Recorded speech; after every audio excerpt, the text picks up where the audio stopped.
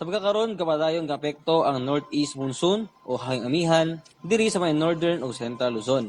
Ug sa laing bahin sa pag-alas 10 sa buntag, nag-intensify o nagkakusog pa ang atong ginamonitor na bagyo gawa sa tuang Philippine Area of Responsibility o PAR na dunay international name na RAI.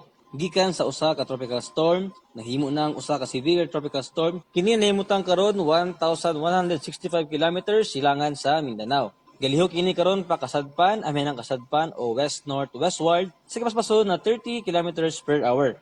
Kung atong tanawon ang pinakaulahing forecast track aning bagyo ha, gibana-banang makasulod kini sa atong PAR karong hapon o gabi ug ato ni siya nga taga local name na Odette. Ug tungod kay naa pa siya sa kadagatan, makahunat pa kining bagyo ha ug gi-expect pa na mahimo ning usa ka typhoon. Adisir pa mo landfall ni sa may Caraga or Eastern Visayas. Base sa intensity forecast, sumabot sa 155 kilometers per hour ang hangin duol sa sentro aning bagyo ha. Kung tanaw nato ning latest forecast track, musubay ning bagyuha diri sa may Caraga, human diri sa may Central Visayas, specifically diri sa Bohol ug Cebu. Posibleng karong hapon o gabi, adunay maisa na mga tropical cyclone wind signal sa Visayas ug sa Mindanao. Base sa pinakaulahing datos na nakuha, ang pinakataas na tropical cyclone wind signal na ato ma-issue is signal number 3 ug posibleng hinungdan sa storm surge hilabi na diha sa mga naa sa coastal areas. Makabugna sad kini pandagkong balod o kini delikado na sa atong mga mandalayag. Ug mao na atong latest weather update. Para sa dugang impormasyon, bisita atong official website.